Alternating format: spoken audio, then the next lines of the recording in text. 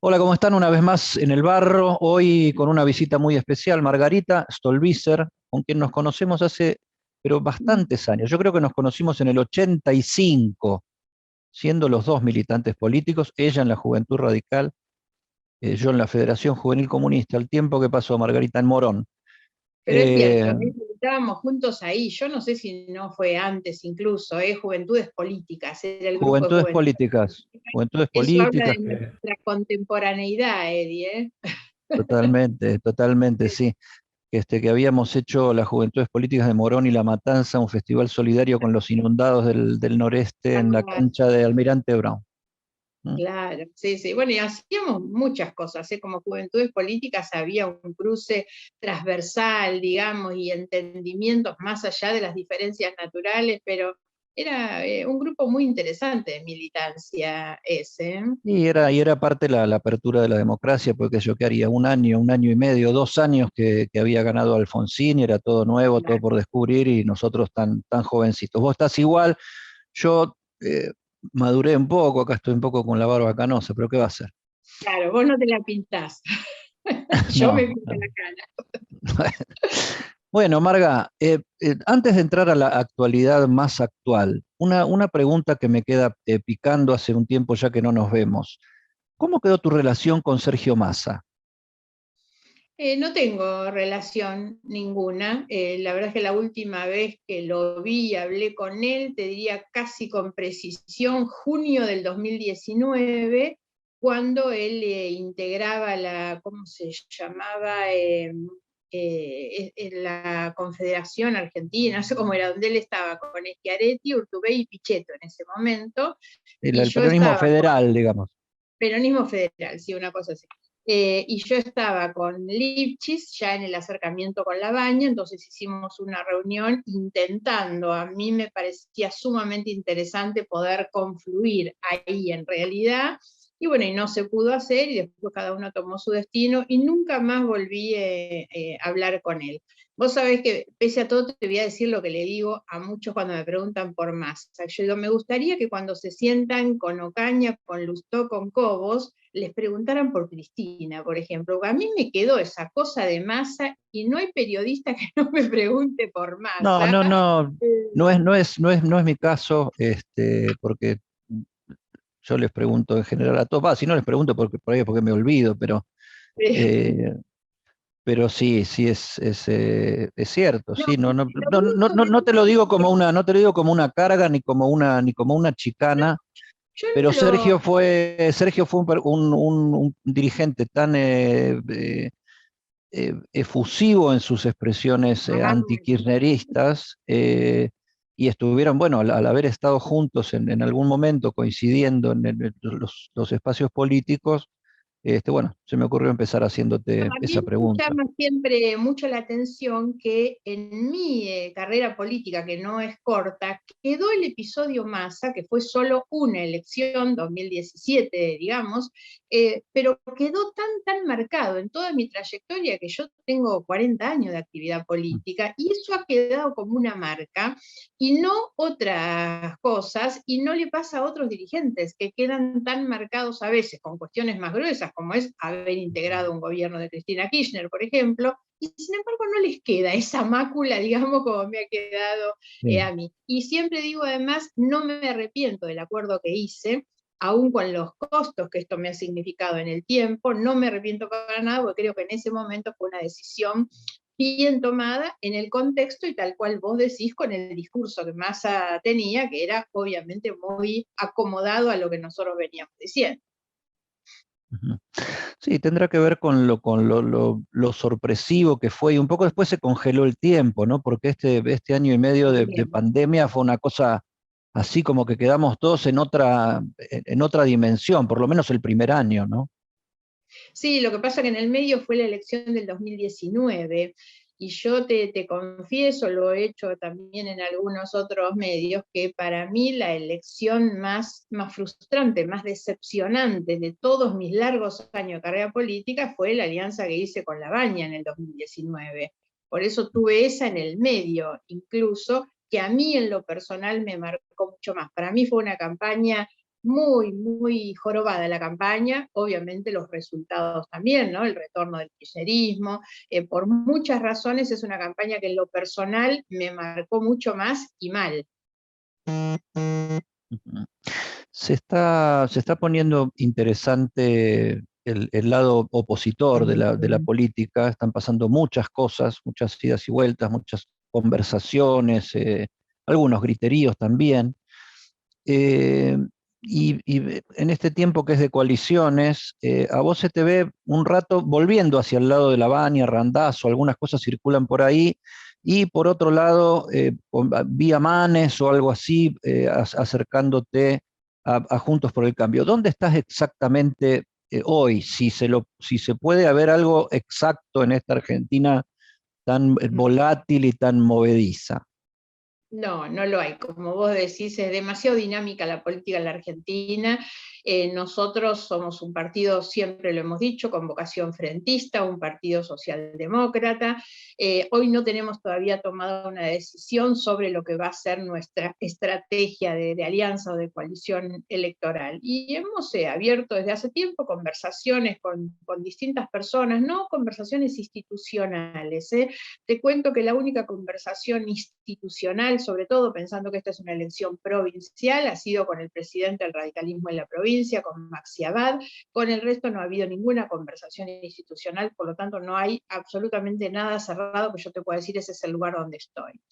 Sí he tenido conversaciones con Randazzo, y lo que yo te digo es que el discurso de Randazzo, tomado como eso, como discurso, digamos, como propuesta, es absolutamente interesante y acomodado a lo que yo pienso, que es no alimentar la grieta, tratar de salir de lo que puede ser un destino Máximo y Macri compitiendo en el 2023, construir una cosa distinta, ir, bueno, por este sector intermedio, muy acomodado su discurso a lo que nosotros pretendemos. Sin embargo, veo por un lado que eso no ha ido cobrando volumen con el paso de los meses y el andar del propio Randazzo, y aún insisto, con lo racional que es su propuesta, porque tenemos un contexto tremendamente polarizado. El gobierno prácticamente con sus actitudes, con sus atropellos, expulsa hacia el otro lado, y entonces casi como que obliga a broquelarse en un espacio opositor más amplio. Eso es lo que me ha llevado a conversaciones o a considerar como partido, ya no individualmente nosotros, sino como partido, la posibilidad de un acuerdo con Cambiemos. ¿Qué ocurre con eso? Déjame que te detenga un cachitito más en Randazzo. ¿Qué pasó? Se quedó? ¿No terminan de tomar la decisión? A mí me parece que él tenía la expectativa razonable, insisto, porque su convocatoria es atractiva, en despegar sectores del gobierno y de Cambiemos. Y creo que todo eso, en función del contexto, no le ha sido posible. Entonces no ha ido teniendo el volumen, digamos, que él pretendía y que podría haber sido. Y ha quedado muy acotado, a mi juicio, muy acotado en algo que, con lo que yo ya, digamos, por lo que te contaba antes, mi experiencia me saca un poco de ahí, que es la idea de Lavagna, esto de que Lavagna puede ser el gran, digamos, salvador, o el gran acompañante de Randazzo. A mí realmente algo que a otros les puede entusiasmar, a mí directamente me aleja, y entonces creo que ha ido perdiendo, me parece, pero insisto, no porque no sea buena su propuesta o su discurso, sino porque hay un contexto que va muy a contramano de eso, y él ha quedado muy acotado. Él hoy tiene un armado cerrado con Graciela Camaño, con Urtubey, y me parece que eso no deja de ser un espacio con una identificación que lo sectariza demasiado, ¿no? Pero bueno, no, yo de todos modos no he cerrado. Te quedó algo personal con Lavagna? Yo trato de no tener nunca cuestiones personales con nadie, ni siquiera en mis momentos de máximo enfrentamiento contra Cristina y haberla denunciado y todo, siempre dije no tengo pruebas personales con nadie, tampoco con Lavagna, sino estrictamente políticos. Pero sí te reconozco que lo sufrí mucho más de manera personal que ninguna derrota. Por eso no se trata de un resultado electoral tampoco, sino la forma en que él se plantó, el destrato o casi el maltrato que él tenía hacia las personas que estábamos en su cercanía, y su incapacidad total para ser el convocante de lo que nosotros creímos en el 2019 era lo que había que hacer, que era una gran convocatoria ciudadana realmente a todas las muchas personas que no queríamos saber nada con la grieta. Pero eso no debía ser algo chiquito, digamos, y de negocio político. Es casi como terminó siendo. Labaña tenía 4 personas en su entorno porque él no tenía una estructura política, las 4 entraron al gobierno con Alberto Fernández inmediatamente. Entonces, bueno, eso por eso te digo, tengo una lectura política, digamos, de Ahora, todo ese me estás hablando de un Lavagna que nadie conoce, ¿no? Porque me estás hablando de un Lavagna cortoplacista y autoritario. Casi. Sí. Yo lo viví lamentablemente de esa manera. No me fue bien en la experiencia de ninguna manera, ni en lo político, pero te insisto, no los resultados, sino lo que nosotros esperábamos, cómo él se iba a plantar en una campaña electoral, cómo iba a ser su convocatoria, cómo él iba a recibir a la gente que lo quería acompañar, porque por momentos lo que nos pasaba a muchos era que nosotros queríamos estar con él, pero no sabíamos si él efectivamente quería que nosotros lo acompañáramos, ¿no? Una persona que creía demasiado en sí mismo y en su potencial, y entonces prácticamente subestimaba cualquier otra cosa, ¿no? Y me parece que no ha sido bueno. Bueno, entonces ahí sí, viene Sí, tus no, conversaciones decime, sí. no, la aclaración es que yo de todos modos no tengo cerrada la conversación con Randazzo, por lo que te insisto. Randazzo me parece realmente, lo respeto como dirigente, me parece buena su propuesta, y nosotros no tenemos una decisión tomada. ¿Qué es lo novedoso que hubo en el medio en estos días? Bueno, la candidatura de Facundo Manes, porque nosotros como partido político y yo en lo personal, hace muchísimos años que venimos insistiendo para que Facundo Manes realmente incursione en la política. Yo creo que es una persona que aporta, no un nombre, me parece que aporta una discusión distinta, y creo que eso lo que hace es elevar los niveles del debate y también de la competencia, porque vos cuando tenés uno bueno en una lista, obliga a los demás también a esmerarse y a poner buenos, digamos, y salir de la mediocridad que existe. Y hoy creo que Manes aporta en gran medida eso, su discurso que tiene que ver con el papel de la ciencia, la educación, el futuro. Bueno, a mí me entusiasma esto. Yo a esta altura de mi vida, con tantos años de militancia política, necesito volver a ilusionarme con la política, digamos, y eso es lo que me Vos da sabés que fuerza. yo lo conozco, bueno, como varios de nosotros, ¿no? Lo conozco mucho a Facundo, alguna vez me habrá medicado también por ahí, este, pero me llama mucho la atención la resistencia que hay a Facundo Manes, sobre todo dentro de la oposición, ¿no? O del sector más duro del macrismo y hasta de Lilita también, ¿no? Bueno, Que lo vos deberás ningunean coincidir, vos lo sos un gran ningunean y lo lector de la desprecian política. bastante, ¿no? Vos sos un gran lector de la política y sabrás apreciar o sabrás reconocer que en general la política es bastante mezquina. Y en grupos pequeños o en grupos grandes, la irrupción de alguien que le puede hacer sombra al que lo evalúa le quita posibilidades. O sea, es muy difícil para los dirigentes aceptar que pueda venir uno que le pase por arriba, que demuestre que tiene más condiciones, más capacidades. Eso irrita, pone nerviosos, y obvio que aparecen las reacciones, y eso es lo que estamos viendo.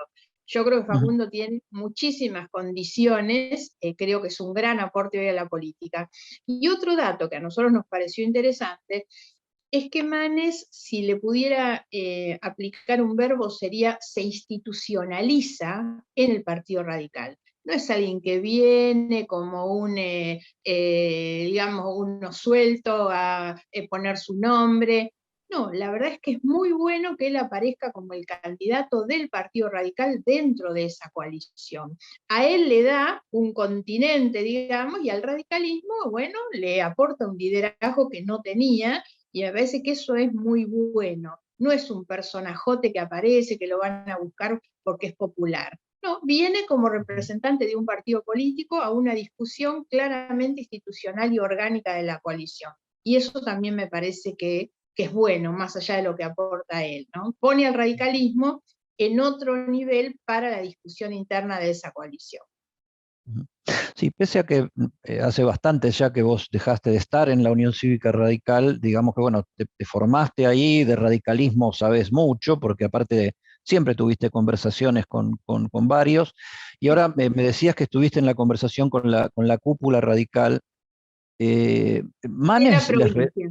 sí, en la provincia. Manes les resuelve la autoestima porque la tenían bastante golpeada, ¿no? Un poco entre las derrotas, las malas experiencias acumuladas y después la propia experiencia de Juntos por el Cambio, donde fueron bastante, eh, eh, los dejaron muchas veces pagando a los radicales en las decisiones del gobierno y se quejaban algunos bastante. Bueno, tal es así que Ricardito Alfonsín es embajador de este gobierno ahora, ¿no? Sí, sí, yo creo que por eso te decía, me da la impresión que se potencian recíprocamente Manes hacia el radicalismo y el radicalismo hacia Manes también, que le da ese espacio institucional. Creo que al radicalismo lo pone en otra condición, poder mostrar que tiene un liderazgo, que tiene esa capacidad de convocar a los de afuera, algo que estaba reservado con algunas diferencias, pero al PRO. El PRO era siempre el que tenía esa apertura por ser un partido más joven, en abrirse y traer figuras que venían de afuera del mundo social, digamos, y el radicalismo muestra eso, y lo hace con una figura realmente relevante para el debate político. Yo no tengo duda que cambia el escenario, que ha movido bastante el escenario la candidatura de Manes, y me da la impresión que el radicalismo le hace muy bien, sobre todo en la provincia de Buenos Aires, sobre todo en esta pelea, y no te olvides también, hablando sobre la cuestión de la competencia, que Manes no ingresa sin un proyecto político hacia adelante. A mí me entusiasma lo de Manes porque es una de las pocas personas que discute un proyecto de país. Me preocupa que las coaliciones en la Argentina se arman para ganar elecciones y no para gobernar, y no para mejorarle la vida a la gente. Es ganar y ganar. La política es muy resultadista, muy exitista, digamos. Yo no reniego de que los resultados son necesarios, pero creo que falta una discusión más de fondo sobre el país que queremos. Y esa es la discusión que incorpora Manes en este debate y en esta competencia. Ujú. Mira, justamente de esto que vos estás hablando, hablaba yo y coincidiendo. Hoy a la mañana en mi columna de Radio Perfil, hablando de Manes y de lo que me llama la atención, no de que se desvalorice a un dirigente, porque la política es mezquina, de cómo se confirma que la política no está discutiendo planes ni siquiera de corto plazo y mucho menos de largo plazo. Y si algo tiene Facundo es una conversación, por lo menos porque como dirigente y como líder no lo conocemos, es un diagnóstico y una conversación que se basa en la educación, en lo científico, en apostar a los cerebros argentinos, sobre todo de los jóvenes, en un país pauperizado, donde los más pobres de todos son los jóvenes y los chicos. Sí, sí. Y en el sentido común, porque habla en el sentido común, en el lenguaje de la gente común. Pensá que él es un neurocientífico y que podríamos decir, bueno, su lenguaje. No, la verdad es que es una persona que habla sencillamente, con un lenguaje sumamente llano, claro. Es un discurso muy atrapante para los jóvenes porque sale de la inmediatez, del cortoplacismo que en general tiene la política, ¿no?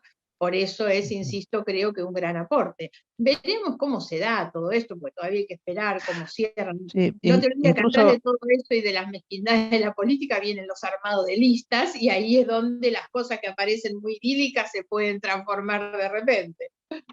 sí, ahí hasta el más bueno es un lobo feroz. Eh, Vos sabés que una de las cosas que yo planteaba era la sorpresa de gente que defendió con tanto énfasis en el último tiempo la educación, la presencialidad educativa y qué sé yo, y ni siquiera darle una bienvenida a alguien que viene con ese discurso, ¿no?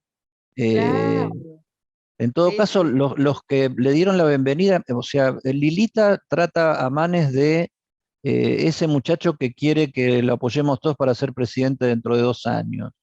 Macri que dijo, sí, está bien que venga el Dipi, que venga Casero, que venga Manes, o sea, que vengan todos esos bichos raros.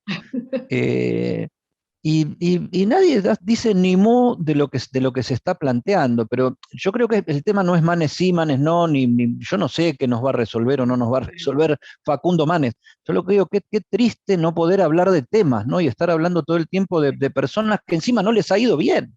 Sí. No, pero además en algo que decías vos, el debate es muy pobre, y desde hace mucho tiempo tampoco la oposición hace ningún aporte para mejorar, para elevar el nivel de discusión. Yo, o sea, yo soy muy crítica del gobierno, pero el gobierno está llevando adelante su política, su plan, su programa, o sin programa, digamos, pero lo hace ahí. La oposición lo que tiene que hacer es demostrar que tiene capacidad para construir una alternativa que sirva para reemplazarlos y para mejorar las cosas. Sin embargo, el debate se acota a quién tiene la culpa, a descalificar al otro realmente, y no ha hecho la oposición de la coalición de Cambiemos, digamos, por ser la oposición más importante, mucho aporte a mejorar ese debate público. Yo digo, vos tenés hoy la inflación seguramente es uno de los problemas de los que nadie puede escapar, digamos, que más afecta a la Argentina. Creo que la economía es eso, no es solo la economía que discute Guzmán con el fondo, la economía de todos los días es la inflación. ¿Qué debería estar haciendo una oposición que tiene vocación de reemplazar? Bueno, por lo menos tratando de aportar algo. Está bien que ellos vienen del fracaso de Macri, que acordate también subestimó la inflación, dijo que la resolvía de taquito y después terminó como terminó. Pero la oposición no viene aportando mucho al debate que necesita la Argentina. Y creo que la oportunidad que tenemos ahora es empezar a discutir en otros términos. Por eso es que no hay que discutir solamente cómo se arma una lista para septiembre o para noviembre. Hay que discutir seriamente qué proyecto de país vamos a ofrecer. A mí me entusiasma más eso, que es la idea de decir, bueno, quiero formar parte de un gobierno que empiece a transformar la Argentina de una vez, ¿no? Ujú. ¿No te da, no sé, miedo, temor, prevenciones o lo que sea, encontrarte con esta oposición que definís de esta manera, ¿no? Sin autocrítica, sin aportar ideas, que fue poco creativa mínimamente en función de gobierno? Sí, naturalmente, por eso es que nunca estuve en Cambiemos y cuando me dicen, vos vas a ir a Cambiemos. No, a Cambiemos no voy a ir porque Cambiemos es el gobierno de Macri. Yo lo que estoy dispuesta es a discutir con muchas de estas figuras nuevas que aparecen hoy un proyecto de país diferente hacia adelante. Si a mí me van a sentar en una mesa a reivindicar el gobierno de Macri, no, la verdad es que eso es lo que no comparto y me parece que el gran problema que tiene esa coalición es justamente cuando miran hacia atrás y no hacia adelante, ¿no? La presentación del libro de Macri es eso un poco. Y yo creo que esa es la pérdida, una vez más, de una gran oportunidad y de una responsabilidad que tiene, porque también contextualicemos esto en una Argentina que viene padeciendo realmente los errores recurrentes de un gobierno cada vez más debilitado, que no acierta para ningún lado un camino, sinceramente. Yo estoy muy preocupada con el gobierno, de la fortaleza que el presidente tenía en marzo del año pasado a lo que tenemos hoy, sinceramente, pero no por el hombre, la verdad es que me preocupa por el país, porque esa es la imagen de la Argentina, una política exterior realmente vergonzosa, todo esto se paga y lo terminan pagando siempre los sectores más pobres, más vulnerables, porque hay menos empleo, porque hay menos inversión, porque no hay producción, porque tenemos la inflación alta, porque nadie nos mira seriamente. A esto agregarle todo lo que ha sido la gestión sanitaria, la gestión de las vacunas, ¿no? Entonces, en ese contexto, yo digo, lo que no puede la oposición es simplemente quedarse en la vereda enfrente gritando contra el que está gobernando, sino con mucha seriedad, ofrecer una propuesta alternativa de reemplazo. Ujú. ¿Qué te pasaba a vos sentada frente a la tele viendo lo que hace un año atrás ocurría y dejó de ocurrir? Un presidente con prácticamente el jefe de la oposición en funciones, el jefe de gobierno porteño, el gobernador bonaerense, representante directo, diría yo, de Cristina Kirchner, aparte de gobernador, y por Zoom o presencial todos los 24 gobernadores detrás, diciéndole a la gente, hay que hacer esto, hay que probar por acá, diciendo incluso no sabemos. A mí eso a mí me entusiasmaba, o sea, políticos todos juntos sentados diciendo, vamos a tratar de hacer esto porque la verdad es que no sabemos. Pero vamos a tratar de hacerlo juntos, era, digamos. Exacto. Bueno, ese era el presidente fuerte del que yo te hablaba recién. Ese era un presidente fuerte que, aún en quienes no lo habíamos votado, como en mi caso, nos generaba una expectativa distinta. Bueno, puede empezar una Argentina distinta. Recordá también que algo que conversábamos todos mucho era, bueno, tal vez la pandemia nos hace mejores. Yo hoy ya no creo más en esto, pero hace un año y pico atrás sí. Mi marido me dice que yo he pecado por excesiva inocencia, por condescendencia en realidad, porque no sé, tenía esa tendencia a mirarlo bien, y además algo que yo notaba también, porque me pasaba a mí, pero creo que le pasaba a muchos, el momento en el que el presidente iba a hablar, estábamos todos expectantes frente al televisor esperando a ver qué nos va a decir en la cadena. Bueno, todo eso se perdió.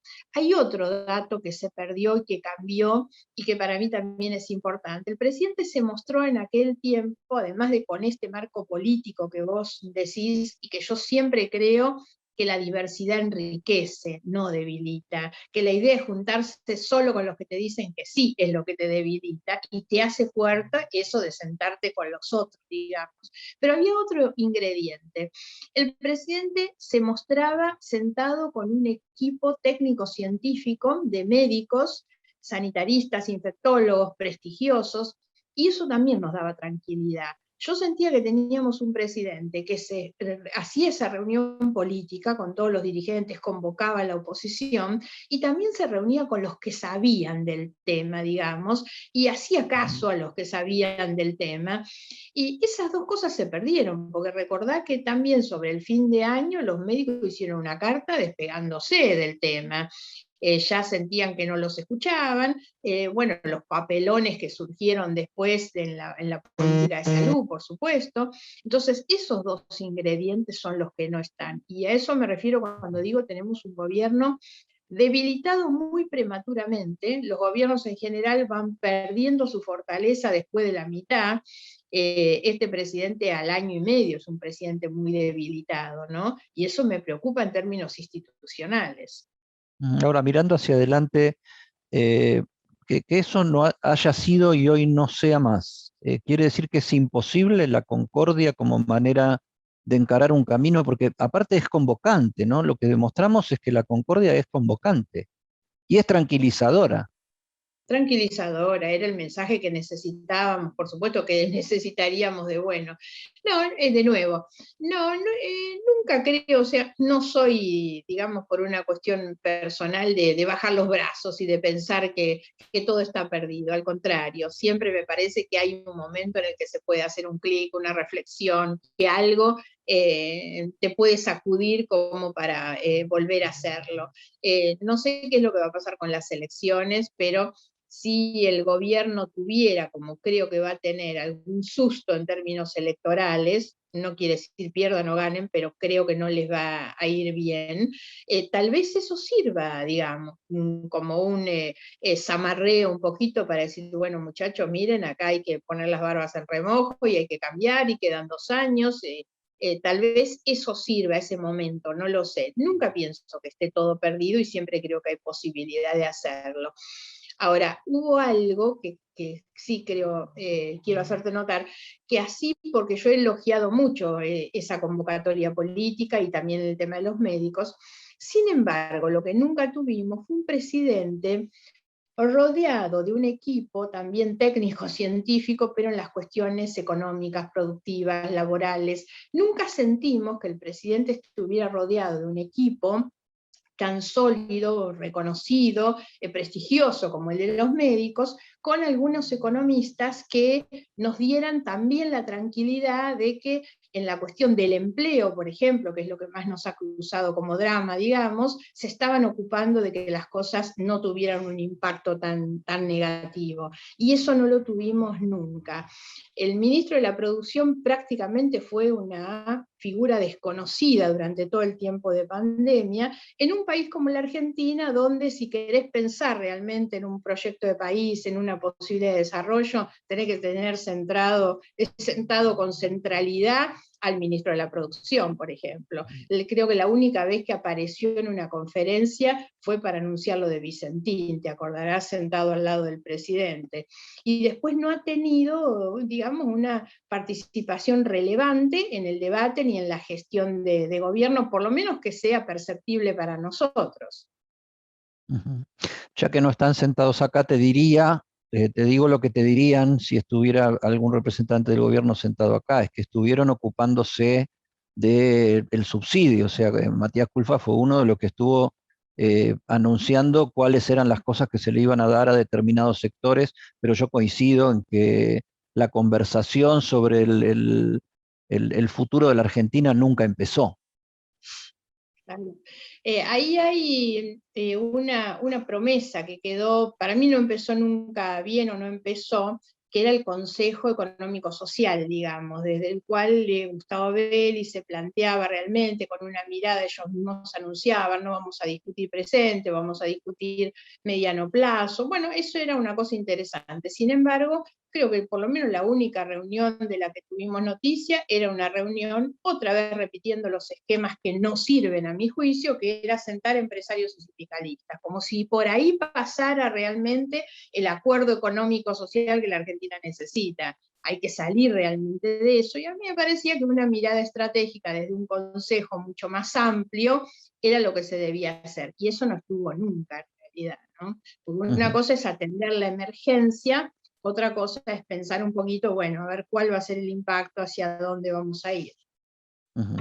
Marga, el frente opositor, ¿por acuerdo o por una PASO amplia? A mí me da lo mismo.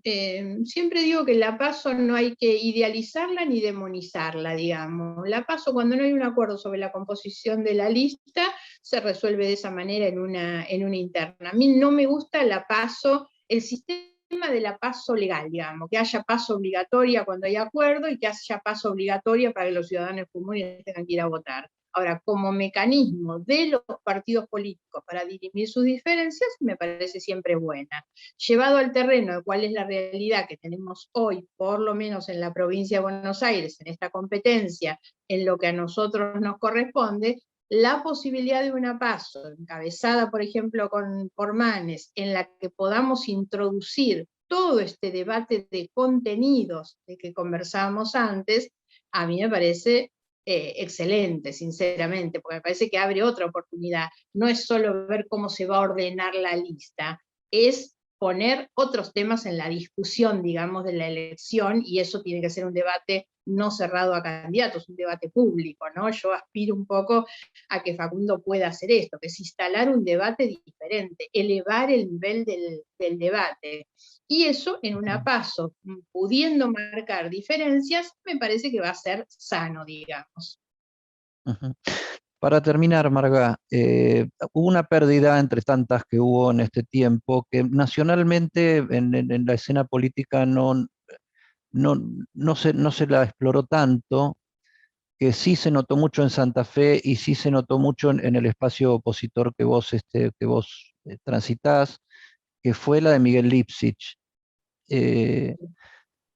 Alguien que no llegó a tener una trascendencia nacional a la par de otros dirigentes, pero que siempre estuvo ahí en el armado y en la conversación y en la conducción política de un estado importante como el santafesino, incluso con una muy buena obra en algunos aspectos, otras, bueno, nadie es perfecto. ¿Cómo viviste vos esta pérdida producto de esta situación tan monstruosa que estuvimos viviendo y seguimos todavía? Sí, tremenda. Por supuesto, hace poquitos días cumplimos 1 año de la muerte de Wiener. Y eso ya También. fue para nosotros un cimbronazo muy grande, para el Partido Socialista, por supuesto, y para todos quienes estuvimos siempre en ese frente amplio progresista lo fue.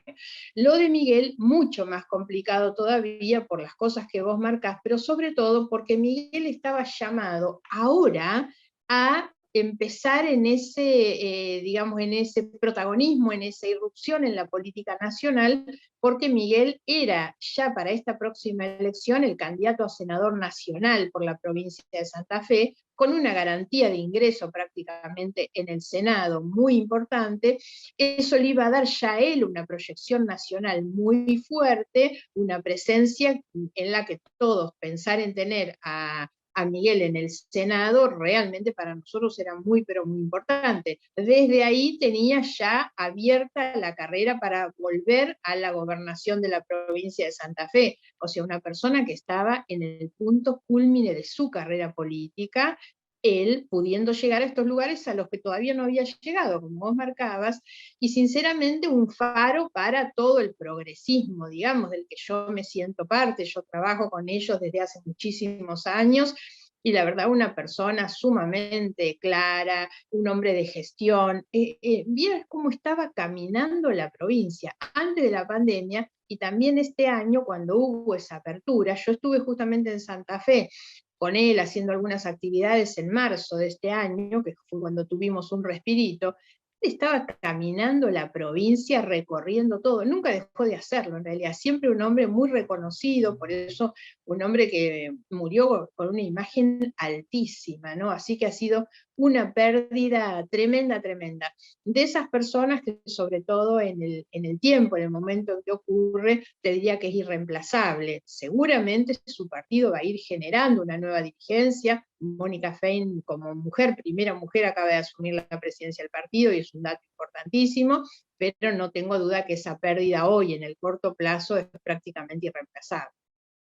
Ujú. Doloroso. ¿Te vacunaste, Margarita? Tengo primera dosis de Sputnik en abril, así que ahora en poquitos días voy a cumplir los 3 meses a la espera de la segunda dosis. ¿Y cómo te pegó? ¿Te hiciste comunista? ¿Te hizo, sos un imán? ¿Viste que dicen que da, que da, que te imanta, que atrae los Me, metales? me salieron unas manchitas rojas en el brazo, no más que eso. Bueno, eso fue todo. Bueno, esperemos que llegue la segunda prontamente para todos los que la necesitan y que podamos avanzar rápido en la campaña de vacunación, que creo que es lo verdaderamente importante que tenemos por delante ahora. Exactamente. La vacuna, poder llegar a la protección, digamos, de rebaño y que la mayoría de la gente esté vacunada, me parece que eso es central. Es lo único que nos da tranquilidad frente a las tremendas incertidumbres que nos genera la pandemia. Ujú. Un abrazo fuerte, Margarita. Me alegro verte bien y con pilas una vez más para meterte en el barro de la política. Gracias, Eddie. Un cariño. Todo mi afecto para vos. Hasta pronto. Un abrazo fuerte.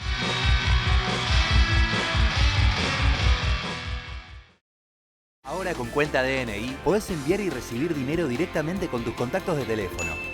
Así de simple. Cuenta DNI. Banco Provincia.